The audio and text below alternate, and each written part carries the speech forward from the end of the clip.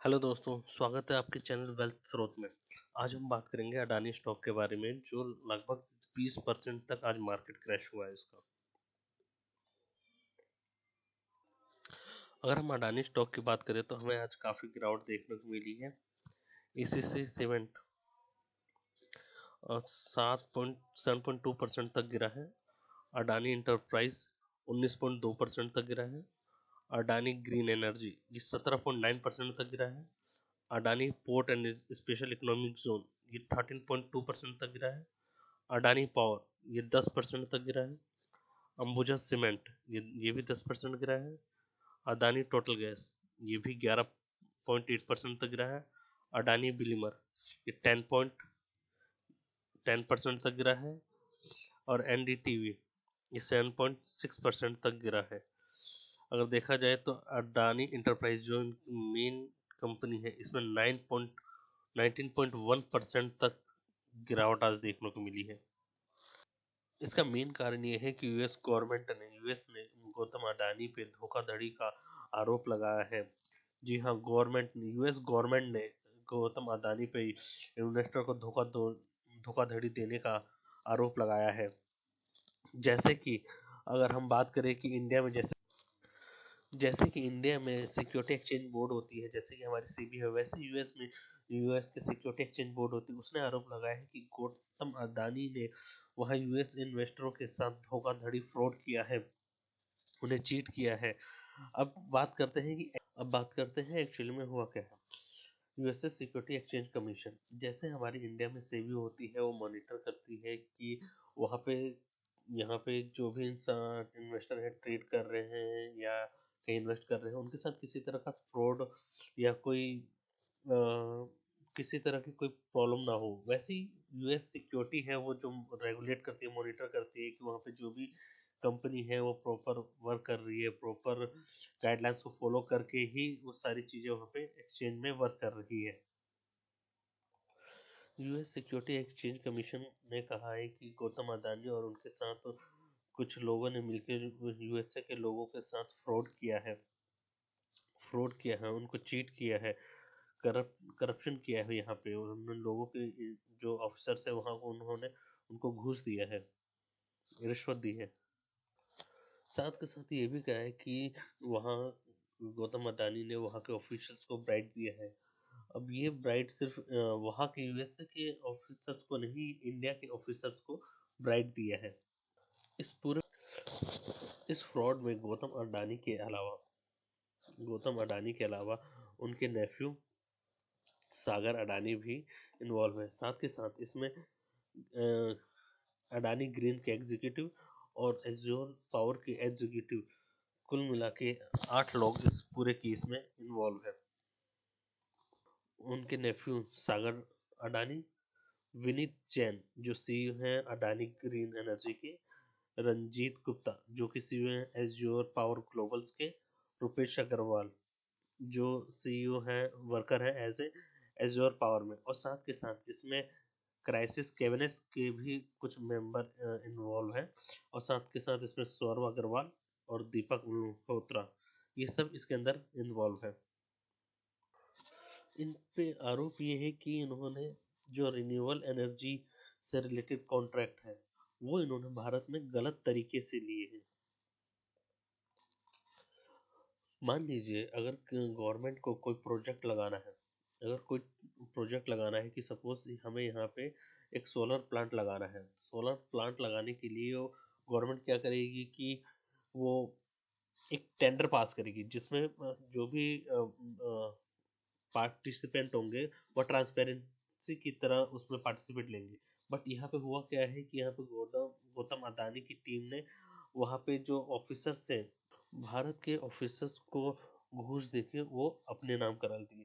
तो यहाँ पे यही मुकदमा है, केस है कि जो गौतम अदानी ने जो वहाँ पे रिन्यूएबल एनर्जी का कॉन्ट्रैक्ट लिया है, वो ब्राइब दे के लिया है। वहाँ के इंडिया के ऑफिशियल्स को ब्राइब दे के वो कॉन्ट्रैक्ट रिन्यूएबल एनर्जी का लिया है।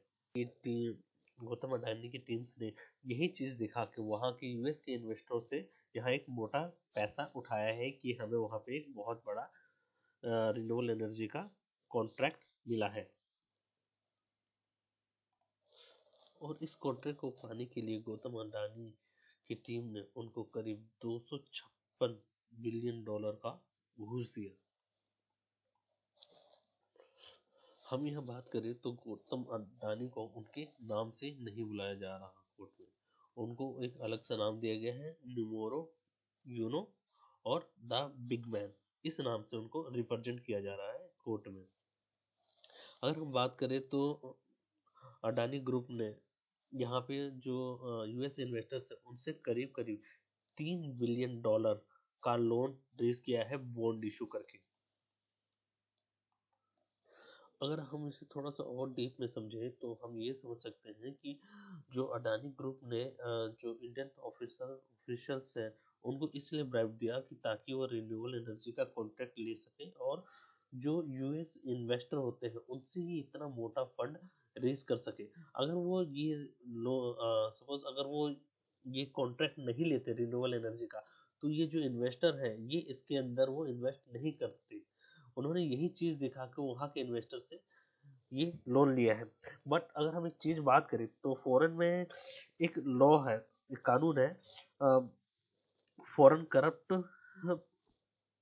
Practice act, foreign corrupt practice act. इस लॉ के अंदर क्या होता है कि कोई भी गलत मतलब फ्रॉड करके इन्वेस्टर से फंड या पैसा नहीं ले सकते, गलत बिजनेस दिखा के आप इन्वेस्टर से पैसा कुछ भी नहीं ले सकते। पर यहाँ पे गौतम अडानी ने वही चीज की है कि इन्वेस्टर को फ्रॉड, झूठ बोल के, गलत चीजें बता के, ब्राइब दे के ये सारा कॉन्ट्रैक्ट लिया है और उस बेसिस पे उन्होंने इन्वेस्टर से मोटा पैसा लिया है। और देखा जाए तो ये गौतम अडानी के साथ ये पहली बार नहीं हो रहा है। इससे पहले भी हिंडनबर्ग ने एक रिपोर्ट पेश किया था जिसमें उन्होंने बताया था कि गौतम अडानी है जो बहुत सारे टैक्सेस बचा रहे हैं, उसे शो नहीं कर रहे, दिखा नहीं रहे। तो इसके लिए वो काफी ज्यादा वो उसमें भी आए थे, उनका नाम भी आया था इन सारी चीजों में। करीब ये जब ये नाम आया था तो उनके शेयर भी काफी गिरे भी थे इस बीच। अब इसी चीज को ध्यान में रखते हुए ही इन पे इतना बड़ा एक जुर्माना लगाया गया है। यहाँ देखें तो एक और इंसिडेंस है जिसमें गौतम अडानी ने जो इंसिडेंट्स उनके साथ आज हुआ है उससे कुछ देर पहले ही उन्होंने एक कॉर्पोरेट बॉन्ड इशू किया था जो करीब 60-600 मिलियन डॉलर का था और ये बॉन्ड 20 साल के लिए था। और इसके लिए वहां पे अगर देखा जाए तो यूएस में गौतम अडानी का काफी पॉपुलर है नाम, उनका नाम काफी ज्यादा पॉपुलर है। तो वहां पे जो उन्होंने ये 600 मिलियन डॉलर के लिए बॉन्ड इशू किया था वो 3 टाइम्स, मतलब कि आप समझ सकते हैं 600 मिलियन डॉलर के लिए उन्होंने रेज किया था तो उनको 1800 मिलियन का सब्सक्राइब हुआ था, मतलब लोगों ने अपना इंटरेस्ट दिखाया था उस बॉन्ड को लेने के लिए। इतना फंड उनके पास 1800 मिलियन फंड रेज हो गया था। अगर हम यहाँ बात करें तो स्टॉक मार्केट के अलावा भी अडानी ग्रुप को, इसके अलावा भी उनको काफी ज्यादा गिरावट देखने को मिली है उनके बॉन्ड्स में। सी शेयर मार्केट्स में तो गिरावट देखने को मिली ही मिली है, साथ में उनके बॉन्ड्स में भी हमें काफी ज्यादा गिरावट देखने को मिली है। अगर हम उनके बॉन्ड्स की बात करें तो अडानी पोर्ट बॉन्ड्स की है जो इसकी मेच्योरिटी है अगस्त 2027 को कंप्लीट हो रही है, बट इसमें अगर हम देखें तो इसमें 5 सेंट की गिरावट आई है। अडानी इलेक्ट्रिसिटी मुंबई बॉन्ड जो कि मेजोरिटी फेब 2030 की है, इसमें हमें 8 सेंट की गिरावट देखने को मिली है। और अडानी ट्रांसमिशन बॉन्ड है, इसमें करीब करीब इसके अंदर हमें 5 सेंट की गिरावट देखने को मिली है, मोर देन 5 सेंट की गिरावट देखने को मिली है। मतलब अगर देखा जाए तो सिर्फ उनके स्टॉक में ही नहीं बल्कि उनके बॉन्ड्स में भी काफी हद तक गिरावट देखने को हमें मिली है। हम यहाँ पे अगर बात करें तो ये जो यूएस गवर्नमेंट ने इस पे चार्ज लगाया है करीब इतना जो 265 मिलियन डॉलर का। यहाँ पे अगर देखा जाए तो ये इसी की वजह से सारा फॉल देखने को मिला है। अब देखना है कि हमें इसका आगे क्या क्या इम्पैक्ट इनके शेयर में पड़ता है, क्या हमें और ज़्यादा गिरावट देखने को मिलेगी